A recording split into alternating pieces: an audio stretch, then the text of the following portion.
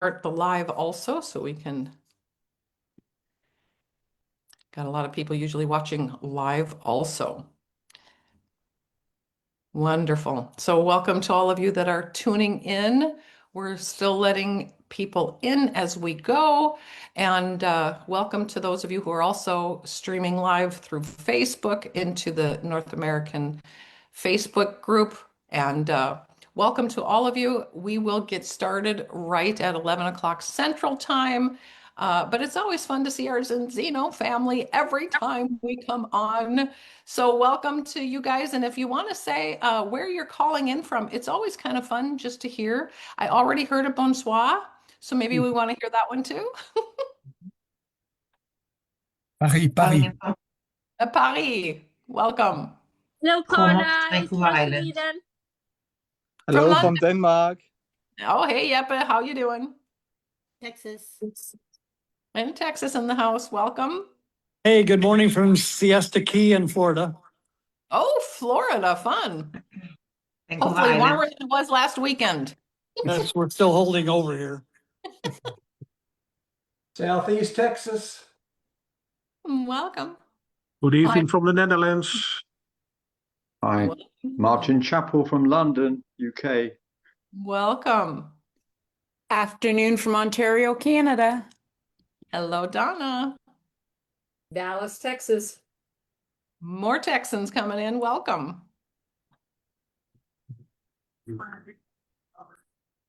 Wonderful.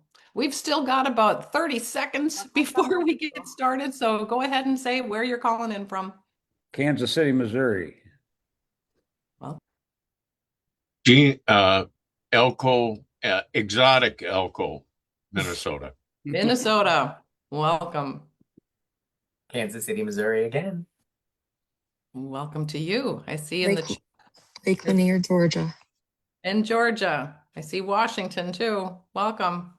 South Carolina. South Carolina, welcome. I appreciate your engagement, everything. Love you, Carla. I'm so thankful for these meetings. Every Wednesday I listen. Wonderful. I'm so glad you do. Welcome, Sweden. Love it. Love it. So welcome to everybody. It's so fun to hear that it's calling in from all over the world. I am going to mute everybody here as it's gets a little noisy if people do tune in and there's some background noise. And we want to hear each and every word of the speakers. Now, every week I do try to get different speakers on that are going to be motivational, and I'm usually picking the people I want to hear. Well, one of the people that I have met here in the last period of time for some months here, I have just been so grateful for. And she has so much information that I really do believe that we all need. Now, Zinzino has been growing in exponential rates, and there's a lot of different companies coming into Zinzino. And there are some different rules around from country to country, and the rules about compliance. What can you say? What can't you say? What can you say about the products? We know how great the Zinzino products are, and we have so many great stories, my family included, my son included, who is almost like, okay, there's these miraculous stories, but what can we say about them and what shouldn't we be saying and where and when and all of that? Or what can we say? I mean, I took time, it took me a couple years before I was able to create that income from working, but what can I really say about it or what can't I say? Because there's different rules and regulations. So today we're going to talk about those exact do's and don'ts of compliance. And to do so, we have a gal who's been new this past year here to the Zinzino company, coming from another company that we incorporated. And I'm telling you, she's fantastic. And I just love the balance she has of talking about things and telling us what we need in a soft way, but yet also these are the rules and we need to abide by them. So I really hope that you give her a really warm welcome to our head of compliance here in the Americas, the beautiful Janet Carpenter. Hey, Janet. Hey, well, thank you so much for having me, Carla. Such a pleasure. And good day to everyone. I know we have international and, all over the world as well as US. So I'm based in the US here. So Yeah, and Janet, it's kind of, in some ways, I was a little worried about this. Like, it's a touchy subject. Like, sure. it feels like, are we doing things wrong? And Janet, is she like the police that watches us? And you're not the police. You are protecting us so that we're keeping things on the up and up and how we should be doing things, right? Correct. And I kind of look at it as sort of an educator and an insurance policy because, obviously we want to sell and we want to have a successful company. But, as I'll talk about later on, we have categories that we have to fall into, whether it's, in the United States or it's globally. It's very similar across the board. So, I basically just make sure we have a defense and that we protect ourselves. And for, those posts or those types of, claims that are out there that are a little bit over the line, then we just reach out and educate. And the purpose is to really kind of partner with all our Zinzino, partners, really. So you would be the one that, and I know that Zinzino, now that we're growing, I mean, we didn't have a lot of, I mean, just within a year or so ago, we only had one person in our compliance department. Yes. That. And now Correct. there's quite a few compliance people now in a whole Yes. compliance team. And they do Yes. have different monitoring tools. It's not just you're out there searching for people, right? What is it that compliance really is doing? Correct. We have a global team actually, and we do have a couple gals that head up the European and the Asian side. We have a couple more people that are US based, as well as some senior people that oversee the department. So it's actually quite exciting to be part of a company that has a team, and it's great to actually have a little focus on compliance. So we basically just we're a team, and we are continuously improving, of course, just like any department. But we're very fortunate to have some pretty spectacular people with a lot of experience, and it's rare. Compliance is very hard to find. Nobody wants to do the job, right? Well, It's a misconception, I think. Yes, correct.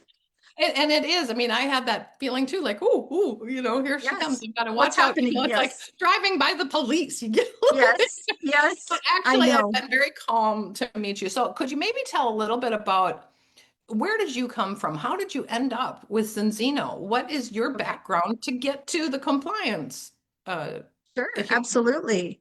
Well, I was born in Canada, so born and raised in Canada. I went to the University of Victoria. I was actually going to do my forensic psychiatry, master's and PhD program, believe it or not. And I ended up in this industry through some relatives, and they asked me, because I had a biology degree, to come into the department and basically help them with, quality control and, product claims.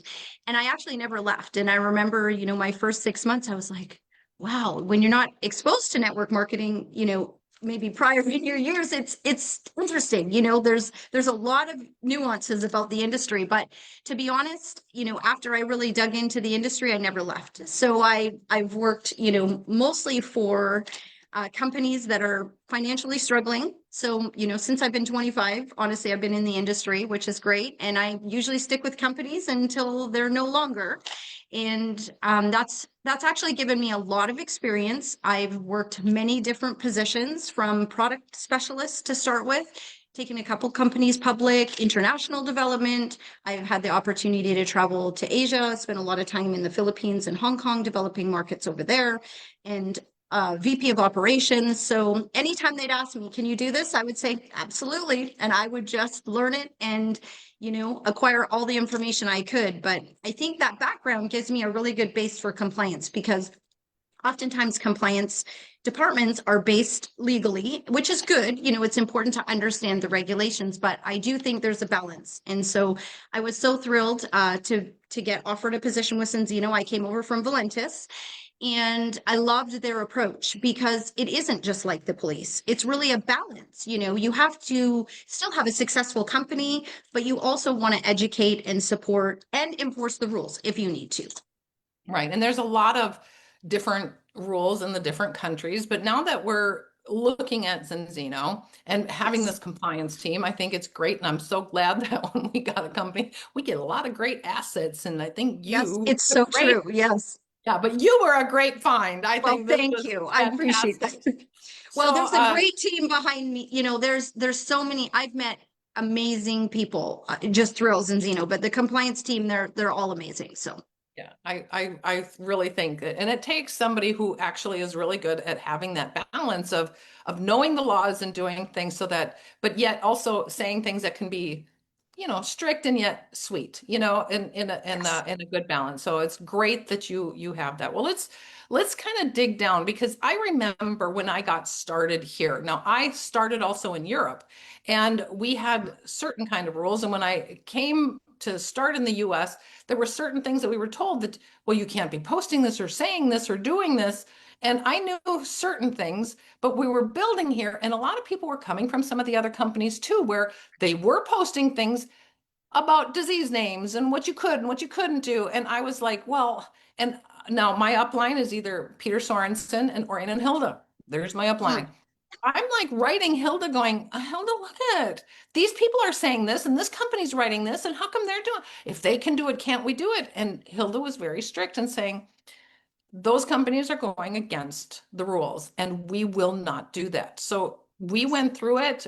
She was very good at it. Mike Perry and Michelle, they knew yes, had to work on that. And at one time, yes.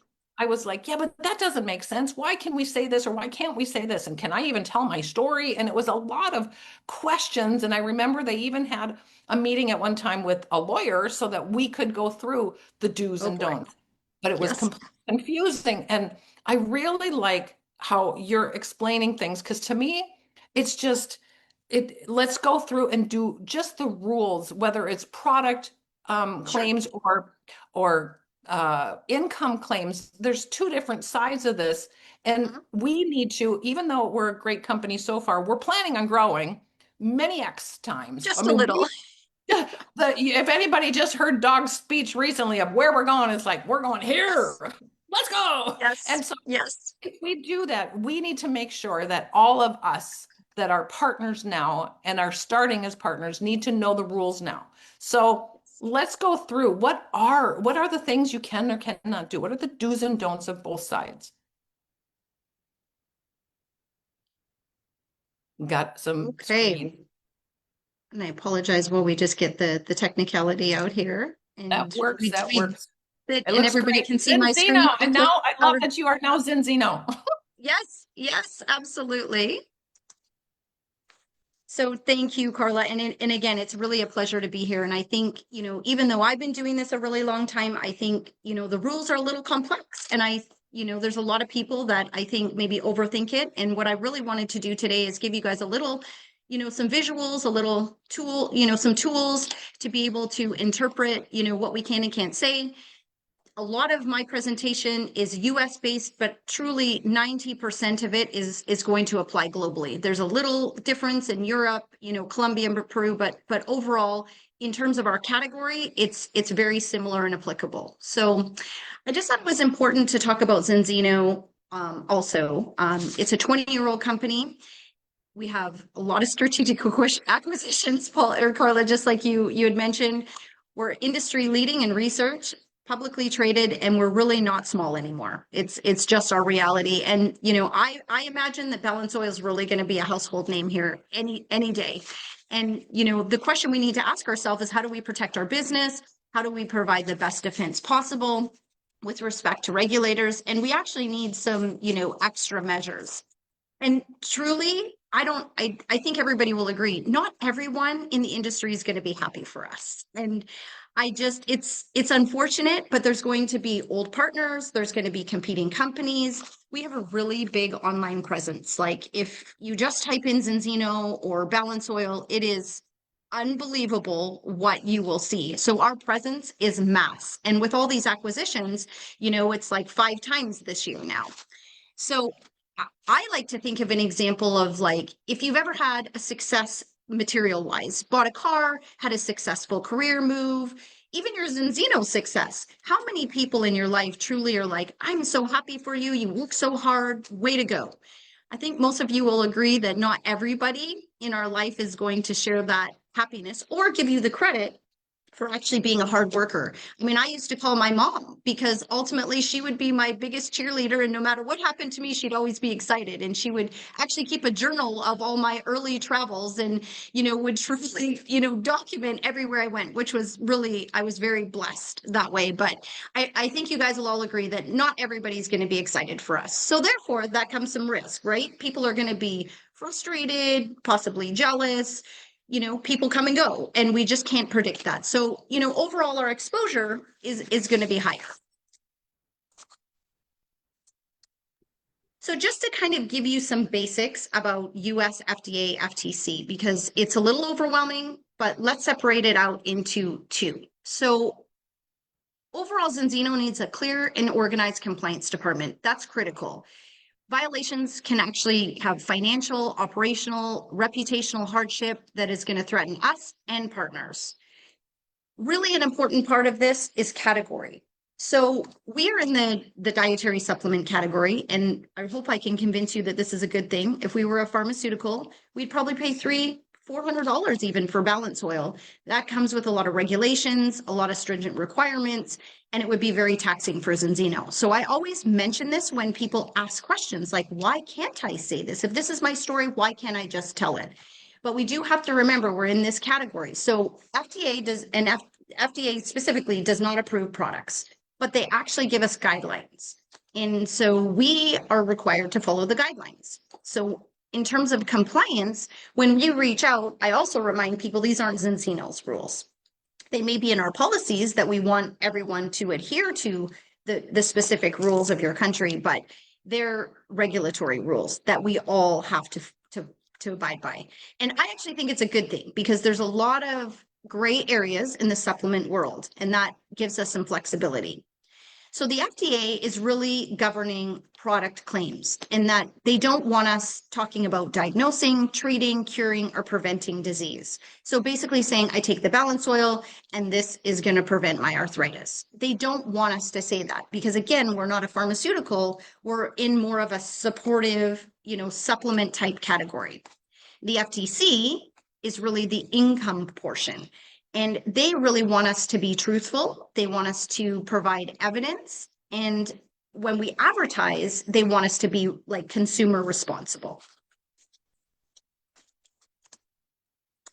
And just to continue on, I never like to focus on the risk because it's negative, but it's, we all kind of know there's that risk out there.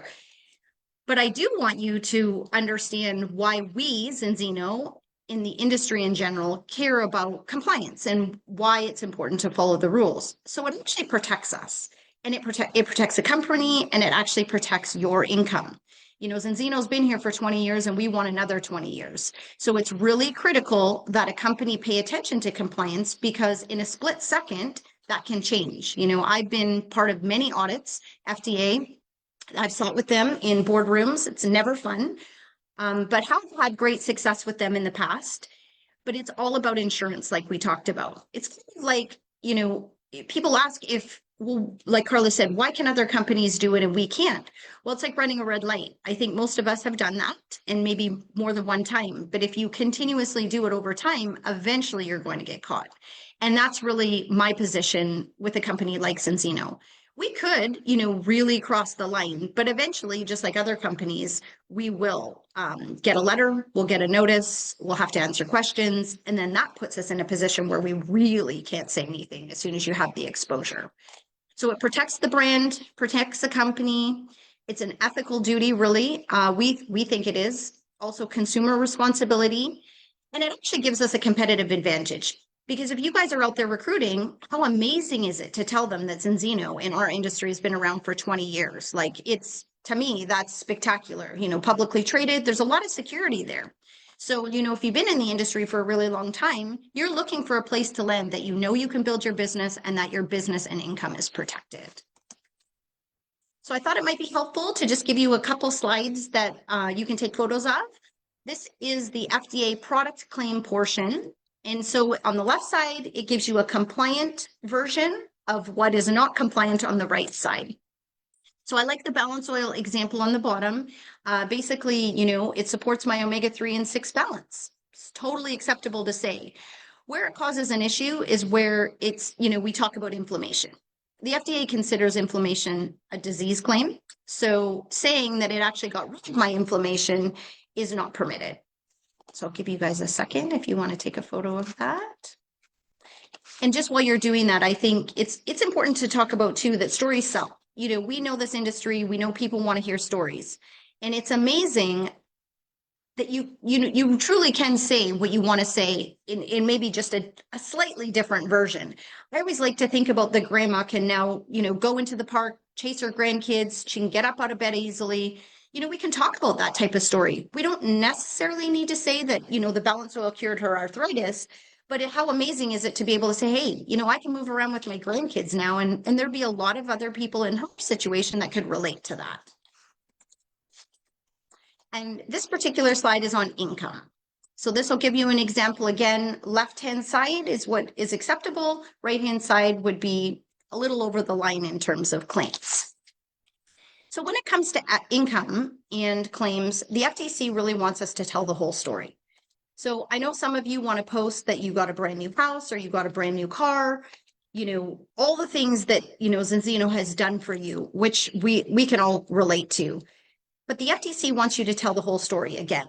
They actually want you to say, like, I had to give up time with my family. I had to approach people that I never thought I would have to talk to. I had to, go do volunteering events. I had to spend money on advertising. They want you to tell the whole story. So when you approach someone, say you approach Uncle Fred and say, hey, I make $10,000 a month. Can you believe that? It's super easy. You need to join this company. It's spectacular. The products are wonderful and you can really earn a lot of money. I did it. You can do it. Well, Uncle Fred joins Zinzino and maybe a month, 2 months later, he's like, well, wait a minute. I'm not earning $10,000 a month. What's happened here? And so I think you guys would agree, he's going to not be happy. And part of that is because, I didn't tell him what I actually did to make that $10,000 a month. So I think it's important to just remember FTC will be a lot they'll be gracious to us, to Zinzino, if we actually tell them how hard we had to work to get to that income. If you guys want to look at something that's not a company that's not permitted, and a really good example of some challenges with government, regulators, type in IM Academy. And that's a company that's had a lot of struggles. They've made a lot of claims over the years. And that's a good example of what Zinzino will not do. So that's a fun one if you want to have a look up there. So my goal today is to get you guys to partner with me and the compliance department, of course, at Zinzino. We want to have a clean and strong defense. We want that insurance policy. So if the regulators come to our door, we can actually show them, hey, we as a company, we actually make efforts to try to educate our partners, to actually reach out to people that have a non-compliant post and work with them to make it compliant. So we have a software system called FieldWatch, and it's the same software that's used by the regulators. So it's an AI-based software that we actually put our policies and procedures in, and also the do's and don'ts, if you will, which are massive lists of, types of words that we really shouldn't say. And it's a combination of AI, meaning automatic reach outs that can, reach out into the internet, anything that says Zinzino, whether it's a photo, it's a video, picture of a product, discussions about income, it will actually take a picture and send it to our department as a ticket. And then we get the ticket, we look up the partner, in our back office system, we look at what the content is, and then we do a reach out to that partner and let them know, here's the screenshot, here's the part that, will actually highlight it, where they can see the portion that's not compliant, and then we work with them to try to get their post compliant. And then we close the case. So I think, Carla, what you were speaking of before, I think there's a misconception of what compliance does. And the great thing about Zinzino, they're not in the business of getting rid of your business. We actually want, we value you guys, we want you here, and we want to try to make it better. So the 95% of the cases, we're reaching out. It's really an education opportunity for us to help you and to educate you so you can improve the post. Plus, we have this amazing software system that enables us to provide unbelievable statistics And the regulators actually recognize FieldWatch, which I love too. There's been, many cases where FieldWatch has been used as a defense, and it's actually really made a difference because they use the same software. So it's a positive thing, and hopefully I can convince you guys that it is. So again, looking for you guys to partner with us. We want to educate you guys. We really want to do these Zooms. We want to help you work with your teams. Everything starts at the top. And a lot of times when we have a post that isn't compliant, we have to trace it back. Where did it start from? So then we'll go up, up, up, up and try to find, where that original maybe document or post came from, because a lot of times, something that's really, juicy and good will get shared many times, sometimes hundreds, sometimes thousands. So this is really just to let you guys know that we're here. We want to help you reword things. We want to educate, and we're really excited to get on a Zoom with you and your team and, help everybody understand compliance a lot more. So compliance@enzino.com is an email that is open. Anytime you guys have a question, you want to send a post that you think maybe is questionable, anything at all, compliance@enzino.com. That's our global inbox. And if you really want to target, an email to me, you can put it to my attention, same as Europe. But we really want to protect your income. We want to protect the company, and we want to do it together. And I'm thrilled to be part of the Enzino team. I can't tell you guys how blessed I feel for the opportunity. I've never met a kinder and more supportive corporate team in my whole career. And the field has been lovely too. And it's, such a pleasure always to spend time with everyone that I've met. And I look forward to meeting all of you in the future. Love that. Absolutely love it. So I took a picture here myself, and I think if let's just talk some product things. Sure. So I guess we know that we're not supposed to say we can treat or cure, prevent any disease. But I did notice this one about it can strengthen and boost your immune system. That's actually a no-no. That was under the don'ts, that you can strengthen. Well, it's the boost. It's the boost, okay? It's the boost. Now, I gave that example because it's a walk the line example. There are so many claims out there that are 100 times worse, and that may be one that we might not even reach out on, to be honest. But I purposely put it in there just to see if anyone would comment or ask, because boost is typically yes, which is good. But boost is a questionable, term. And again, I really think, in my opinion, there's a lot out there that's worse. So chances are we wouldn't reach out on that one, but it is. But you can go around it. Correct. So you can go around it when you're talking about, because you can say it supports. Yes. It supports the immune system. So Yes. boosting the immune system is like treating or curing something or doing something Like with improving it. Yes. Yeah, it's like approving it. So I think promote and support are really two terms that are like my best friend, because, like supports the inflammatory process. Again, that's walking the line a little bit, because FDA doesn't like any terms related to inflammation. Believe it or not, I did a whole audit on inflammation, but promotes and supports. It lets the consumer know that we're providing nutrition to support the body and what it should do naturally. Mm-hmm. So I think we've heard it many times, and we see it on a lot of other companies. They're putting on all these Yes. disease names. They're saying, Yes. This happens if you have this contact, you can do this, or, you see a lot of those. And some of us, though, even for my son, he changed. It was a big change. He had a diagnosis, but I shouldn't say the diagnosis. So Correct. It's also correct. Okay. So we can't tell our stories, or we can't be truthful about their stories. So, well, this is a question I get asked all the time. It's like, this is my personal story. Why can't I tell everyone how amazing this product is and what it did for my son? Well, you can.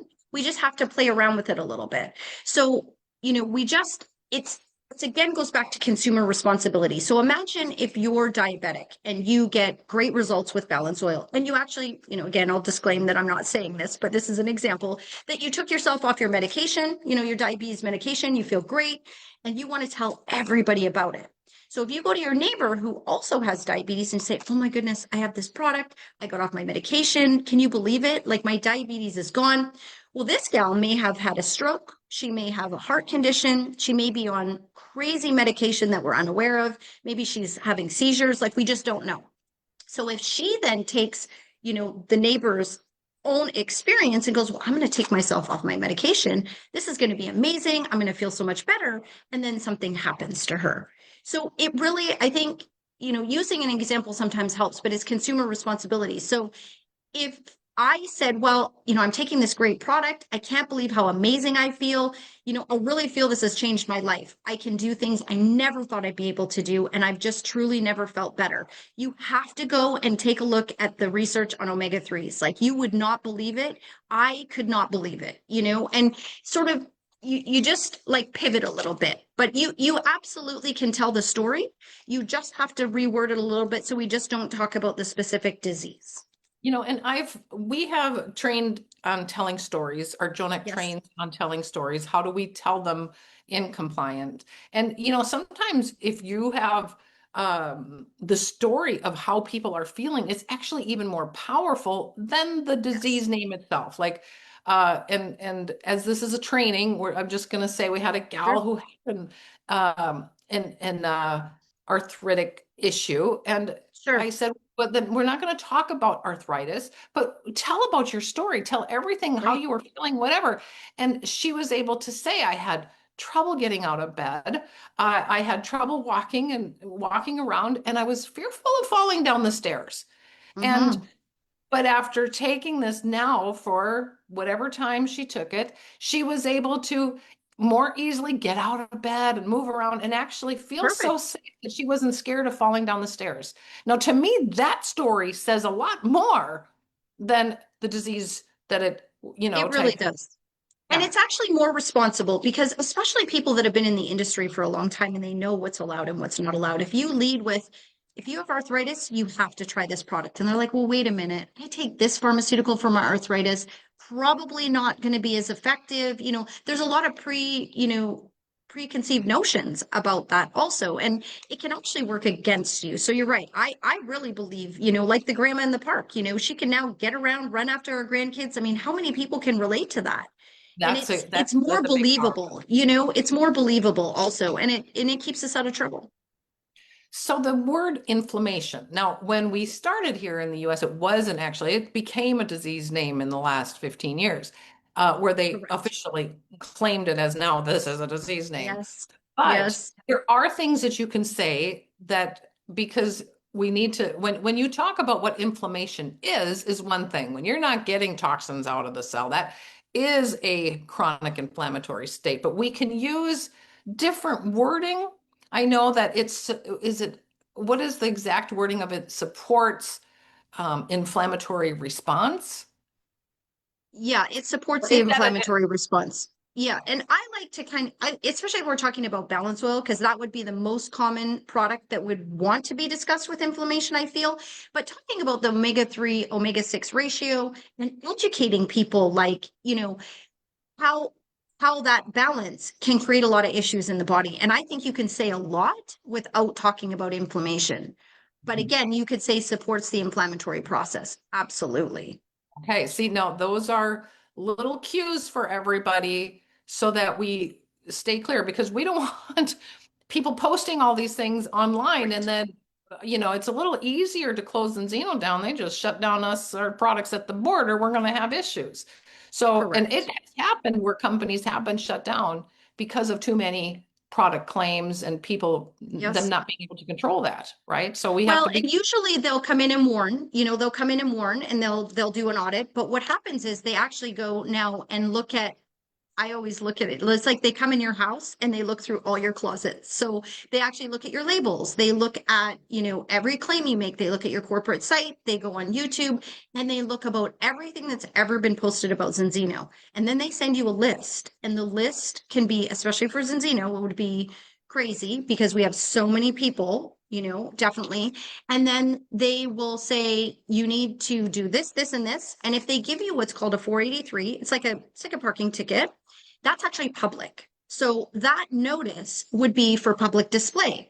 And for all of us, that are part of Zinzino, we do not want, an FDA notice online where people, search Zinzino to see what kind of company it is, should they join your team. And now, we have this notice. I mean, can we work around it and explain it? For sure. And would we, Zinzino, be able to work through that list and, satisfy the FDA? I'm sure we could, because we do have a lot of defenses in play. But my goal is always to prevent that. And, I think there's a lot of companies in the industry that unfortunately don't follow the rules and that, create these issues. And it's challenging because we all know, there's some negative, in our industry. And that's okay. I always encourage people to, take a look at the positive of focusing on the rules, because eventually those companies will have a challenge. And even just something like a trademark name, if we start talking about natural Ozempic, technically that's not a non-compliant claim in terms of, FDA or FTC, but it sure is an infringement on a trademark name. So something, and I see a lot of companies doing that. And imagine now you have FDA, FTC, DSSRC, which is, another organization that I didn't talk about, but they're part of the DSA.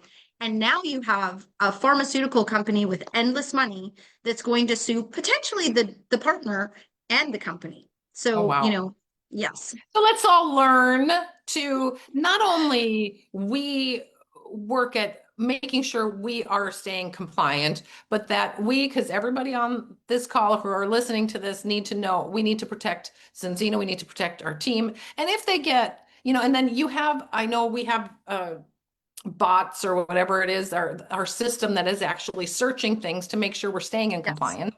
And that's, so we have like an AI type thing that's checking. And that's how you guys are also getting some information and then correct checking into things. So, but let's just make sure that they don't have any of that. So if we can be very compliant and not push the rules. Now, there's people who have questions here. So I thought one of the first ones, and I'm like, oh, Natalie, she is good. Natalie is the health professional. So if she's a health professional, can't she tell the stories? Can't she say things as a health professional?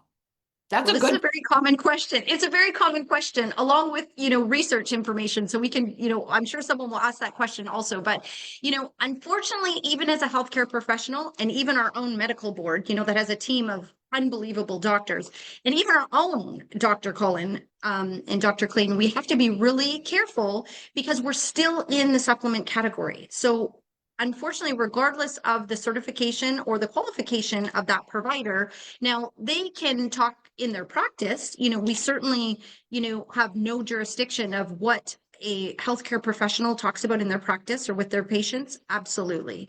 But from a regulatory standpoint, it would, if they were a member of Zinzino as a partner, they would have the same regulations. And, with that, people ask about private Facebook groups and what if the call's closed? I mean, my opinion is that there's levels of risk. And the highest risk for us is online social media, our own corporate website, potentially big corporate events and big corporate calls on the lower scale. But face-to-face is very low risk. And, obviously private Facebook groups can't be touched by AI software or the regulators.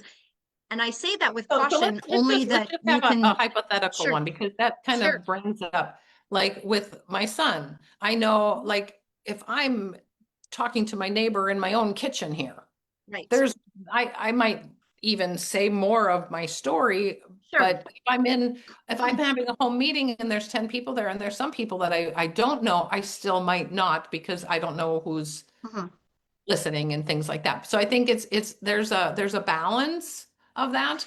And a disclaimer too, that this is your personal situation, and that everybody's situation is different. It's a little, disclaimers are not a free ride online either, but it certainly helps to be responsible to the people that are at your meeting to make sure you say, hey, if you are taking medication or you do have other conditions, we always encourage you to chat, with your healthcare professional. but it's low risk, and that's, you know, corporate materials are the highest risk, and then second down tier is what our partners say about the product, because the regulators want us to give the base. Here's the product information that's compliant, and they want us to police, if you will, because that's their term, basically regulate what our partners say. And they know we can't ever get to everyone, especially the way Zinzino is growing. But we want to try to make an effort to set examples of, you know, not only corporately what you can and can't say, which, you know, our site is very clean, but also when we educate partners and it trickles down, it has a lot of effect for sure. Okay, so Allison has some good questions here. What about saying something about your pain or your energy? Those two are, because those aren't really disease names, but can you talk about getting rid of pain? Can you talk about your energy levels, things like those I mean, I'll stories? give you the compliant answer. The compliant answer, energy, yes, pain, no, but there are ways to say it. And, you know, you want to talk about the fact that you know, have less discomfort, you know, that you can sleep better, that you can move around better. But if you say specifically pain, they will relate that to a pharmaceutical, because there are pharmaceuticals that are prescribed for pain. So it is a term that will cause an issue. You know, it would, the compliance software, if I use it as a base, will pick that up. And I Energy, think, absolutely not. okay, so and I know I that mean, you have absolutely the software, sorry, won't pick it up. Totally It won't okay pick to it say. up. Yes. Okay. Mhm. So, because I know you said even because with the disease names, you can't also imply the disease, the names. Like when I was telling the story about with somebody with arthritis, and we're talking Yes. about having trouble, you know, getting out of bed and being able to walk Mhm. around, fear that doesn't have it. But if I was to say she used to be really stiff is implying the disease. So again, there's a gray area, but that is actually try to avoid the implications of the disease. An Correct. example. Yeah, if we're going to go by the book, then yes, stiff would imply that. But again, I would talk about risk. So arthritis, pain, stiffness, you know, moving around a lot better is very low risk. So it really kind of depends on where we want to be in terms of risk, you know, on the scale.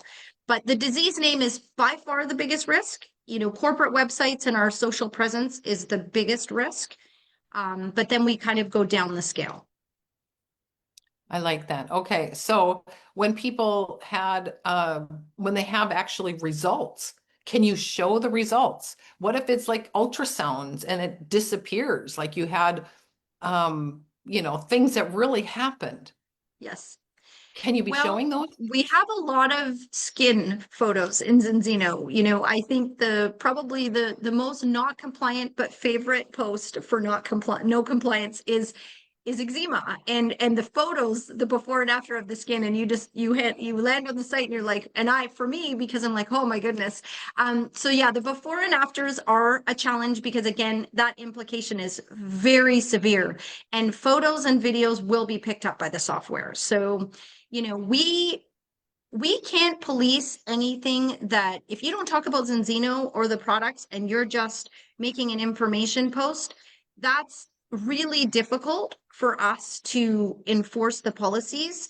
But if your Facebook is full of Zinzino and full of products, you know, that's where it becomes, you know, implied that you're talking about Zinzino. But unfortunately, the before and afters of ultrasounds or, you know, skin conditions that are eczema, it's basically saying it with the photos, if that makes sense.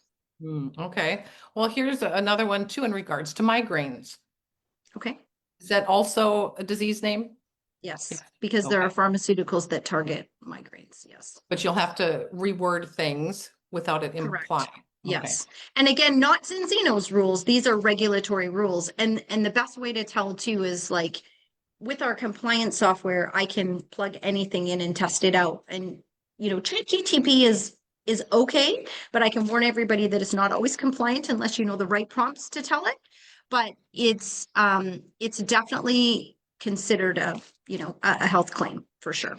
Well, Rick Adams is actually also saying that he found something to where the president of the American Medical Association is saying that the guidelines affirm with the new food pyramid that food is medicine, and offer clear direction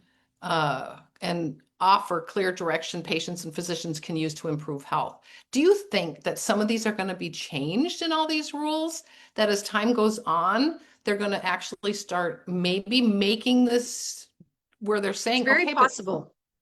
Okay. It's very possible. I mean, the specific act that we fall under is called the Déchet Act for products. And that's pages and books and massive amounts of information that give you guidelines for the industry. And I've been doing this a long time, and there's days where I will go back to reference it, and it's quite a lot of information. And what's crazy about it is that they rely on you to interpret it. So even when I've been sitting in the room, sorry, not to digress a little, but when I sit in the room with FDA, I've often asked them a question and they say, I'm sorry, we can't answer your question. I'm sorry, we don't do label reviews. I'm sorry, we will not answer that question. So they rely on the company and the consumer to interpret the regulations. So Wow. there's no real help. And there's a lot of gray area. But I do think there potentially could be some changes, specifically with the FTC, because with this particular administration, they have a lot of goals with the FTC. And, if I have a lot of legal friends that partner and we're in Washington, for example, in December, lobbying for not necessarily getting rid of FTC, but, pulling down the targets, basically. So, FTC is not a fan of our industry. And, to be honest, rightly so, because there's a lot of companies out there that don't even come close. And it's really consumer irresponsibility. So I totally understand. But the wonderful part of our industry, I don't know if they really see that. So I believe that we'll see, some changes. I don't know what they will be, but I think the food pyramid is a good start for sure. Well, I think it's Yes. true because right now it's like if there's a disease name, the only thing, according to the way it is legally right now, the only thing that can help anything with a disease name is a pharmaceutical. And it's like, Correct. that doesn't make sense. Right. Everybody It knows. seems very old school. Yes, Right. yes. And we all know there's so many amazing products in our industry and, Right. available everywhere. And, I always approach it as, basically as you age or, even our diet, most of us are deficient. And so it's like running a car. If your car doesn't have the right things to make it run, it's not going to run well. And it goes back to our bodies. Once we provide our bodies with the nutrition, it's amazing the changes that we can see. And hopefully that'll maybe change some of these regulations. And until hope then, so. we're gonna have to follow the compliance Yes. rules. Brenda's Yes. actually asking a good question here. She says, yeah, but how do I explain getting less migraines without it being referred to as migraines? Do you have any idea for how you would actually reword something of that could be more compliant?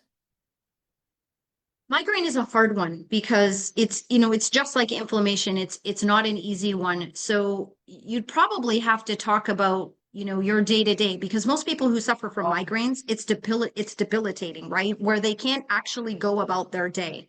They have a lot of issues just getting out of bed, wanting to stay in the dark. There's a lot of terms and references, although walking the line, again, because migraines is really hard. But you could certainly talk about, your day-to-day, functioning and, the light doesn't bother me anymore. And again, it's walking the line a little bit in terms of implication, Right. but I would talk more about the functionality, like what you can do, just kind of like the gal that can walk the stairs, Mhm. That makes sense. Okay, so let's all work on our product. Now, in regards to the income claims. Now, Yes. I've always had in my story when I would say, Art has an exact, so if people want to, they can watch his exact how to tell your story. He Yes. goes through like how to do things to make it simple. Yes. Now, I always, when I'm telling my story, because it always starts with your name, where you're from, and what your profession is, because that's how people Sure. tell their. That like with this product story, you tell how you felt before starting Zinzino, what happened in the timeline, and then tell how you feel after. So it's the feeling, it's what it's doing for you. And in regards to your business story, when we're talking about income, I would say I'm Carla originally from Minnesota, and I was a teacher and a counselor. And I loved to be a teacher and a counselor. And then we talk about what's the issue or the problem. And it was that I had a lot of meetings, and especially people who know counselors and teachers, we spend a lot of time Yes. in meetings with families and things in the time that they are. So it's the afternoon and evenings.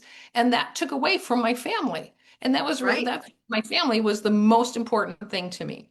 And then Sure. I worked in Zeno for a year and a half, and I pushed in some ways where I worked a lot of the evenings and when I could, and spent time away from my family for that time. But after a year and a half, I did earn the income to match my wages, and that's when I could make the decision to stay at home with my kids.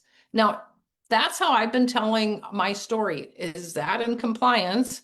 That is a very responsible way to tell it. And yet, no, I think that's great. And that's really what they want to see. They just want it to be real, that people can relate to it. Because the worst thing you can do, even honestly, as a partner and wanting to have a successful business, you want people to trust you, and you want them to be able to see your real story. And whatever their goal is, like we know, it could be 500, it could be $1,000 a month, whatever their goal is, they have to see what's real, because they're not going to be happy with you. If you make it easy and everybody can do it, and you did it in a month and hardly tried, and it just basically magically happened, they're not going to be happy with you, and chances of them staying with Zinzino would be very low.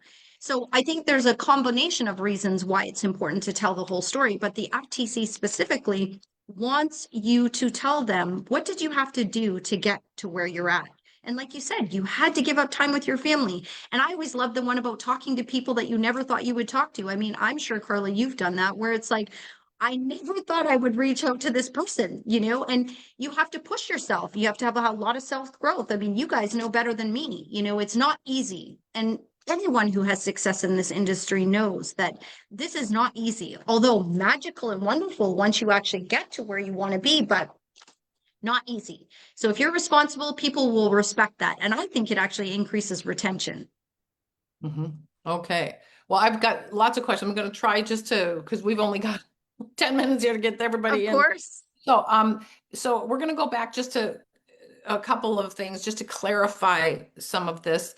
So somebody was saying, well, a migraine is a headache. Headache isn't. Can you talk about headaches then instead? Or is that implicating? It's the same. Okay, so you don't Yes. need one of them. What about someone saying that's not mentioning Zinzino, and they're saying, does anybody have or have friends that have issues with migraines, even if we're not mentioning Zinzino, to contact me? Is that going to be an issue? I would never reach out that way, because that is implying that our products will, cure or get rid of migraines. Okay. Definitely that I would not do that. But that kind of brings up a good point. Blind posts are heavily being policed now by the FTC, and this is really new since December. A lot of companies, competing companies, will encourage their base to just do information posts, talk about your income, talk about products, talk about your story. Just don't show a picture of the product, don't hashtag Zinzino, don't talk about, the company name. Although it's very difficult for Zinzino to police and enforce the policies and procedures if someone doesn't mention the company name or the product name, the FTC now has a very big hot button for this specifically. So partners can be fined directly from the FTC. Rarely would a partner be contacted by the FDA. So when it comes to income claims, I have seen it. I've known people personally that have been fined $100,000. And I don't say that to scare you guys, because it does happen. It's not as common. Usually they'll go after the company because they don't want to go, they think the company is being irresponsible, not the partner. But I've seen it happen. So I don't encourage that. Okay, I think that's a great answer. So let's just try to do all the things that we can say, because there's a lot we can. Totally. So, and even with migraines and headaches, you can just talk about discomfort, and really what the functionality is of that. I like that.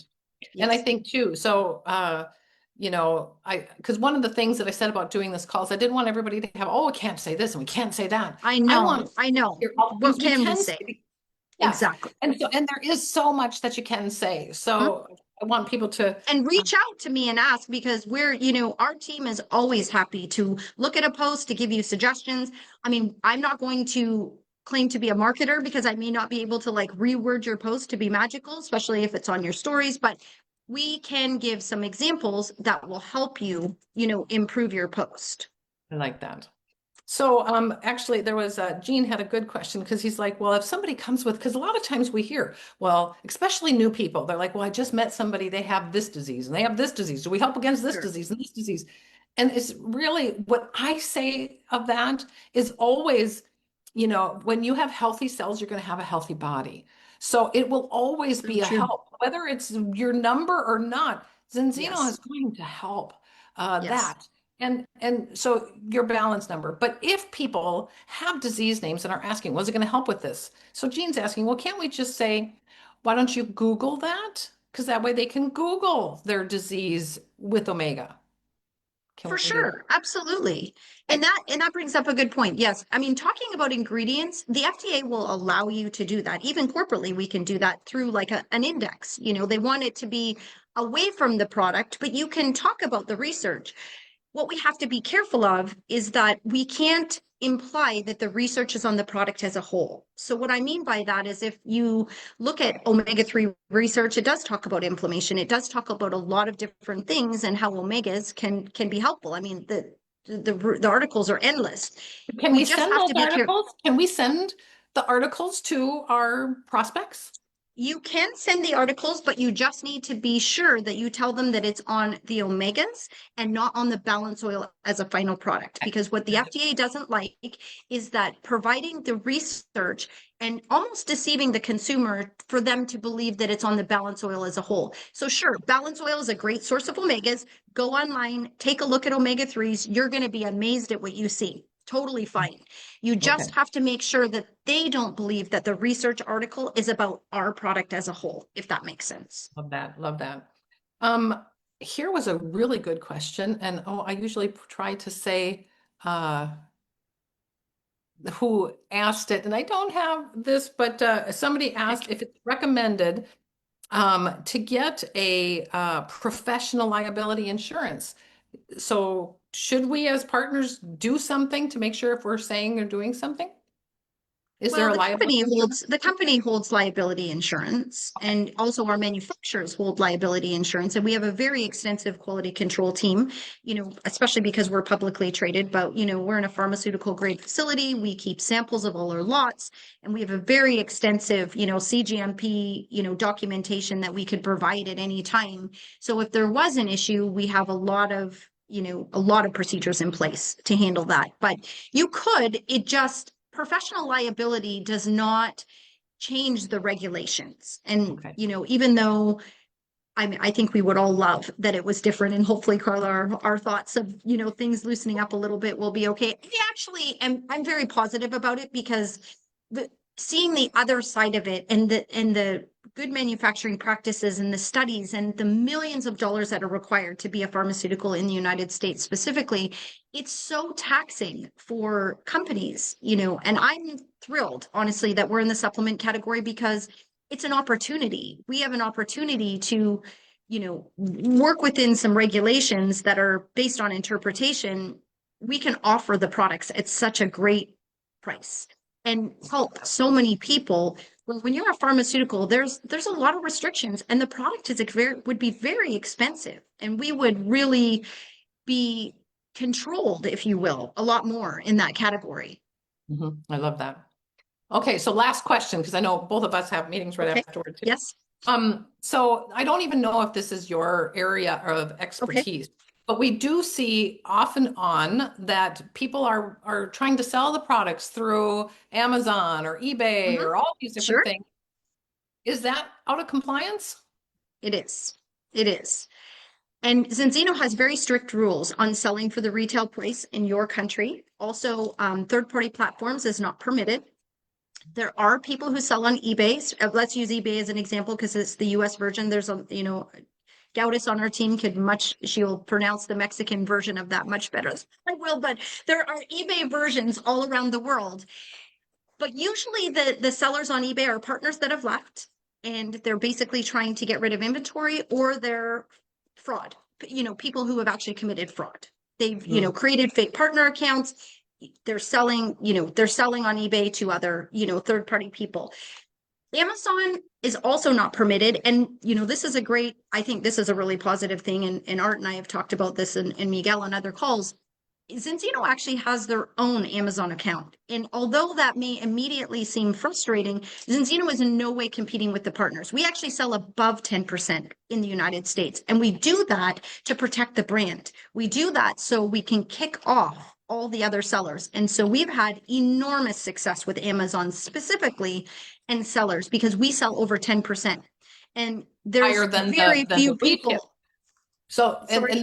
and you're selling higher than the retail price so that people 100%. need to get it there. Yes. And then I like that it's because by having that profile, Yes. it shuts down that nobody else should be able to do Correct. that.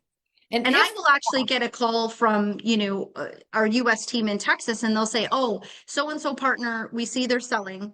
And then maybe I tell them, hey, you can't do that. You have to remove your post on Amazon. They'll actually go on the weekend because they think we don't, monitor that, which we do, and they'll try to sell again. But we actually get notification every time. So we have our own brand shop on Amazon because we want to control people selling. And we've had enormous success in the last, 6 months. and you eBay guys is are policing it. You guys are always always on it. Yeah. And we see people on the weekend, we see it all the time, but it's really been a great success. Google Ads is another one that's not permitted because Zinzino trademark is owned by the company. And we don't want a consumer to land on a partner's site if they're trying to search Zinzino, especially if it's someone you're trying I've seen to. that more than once. And I will say, if you find those things, take the screenshot, take the link from it and send it to the compliance at Zinzino.com. Yes. And we can That's how we easily, get it. and it's very easy to tell on Google Ads because it will say sponsored. So if Right. there's a partner that's paying for Google Ads, it will say sponsored. eBay's And a that's a tough one. no-no. I'm going to be honest. In my whole career, I've never come across a company that's been able to help much with eBay because it's a free market platform, and they will enforce trademarks. And we've had great success, especially overseas. Actually, based on our photos being used and our trademark being used to remove people from eBay and other platforms similar overseas, but it's trademark based. So when you go outside of trademark, because it's a free platform and it's really, it's a tough one, but we do encourage people to send them in. It's just sometimes very difficult to have leverage to get people off of those types of sites, of course, other than Amazon, because usually the partner's left and they don't care if compliance is contacting them or they're a fraudster and they really don't care. So it is, and eBay is no help really to companies like us unless it's trademark based. So if they're using the Zinzino photo, we absolutely can go after them for that.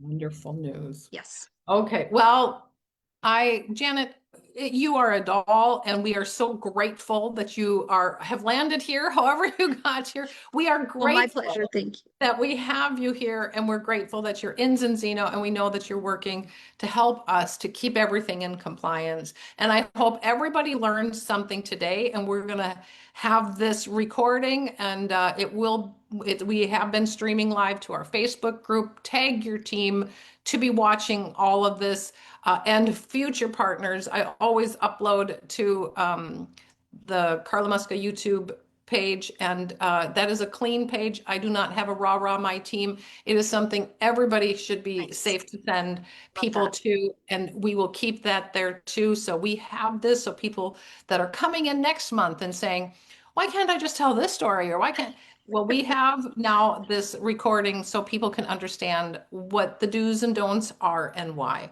Janet, thank you for your time, for coming on and doing this. I am going to let everybody unmute. My pleasure. And, yes. Thank you for the opportunity, and so nice to see everyone. And I hope to meet each and every one of you, and please reach out. Truly, we're here to help you guys and look forward to it. Thank you. Thanks, everybody. Thank you. Thank you, Carla. Thank you, Janet and Carla. Bye. Bye. Bye. Thanks so much.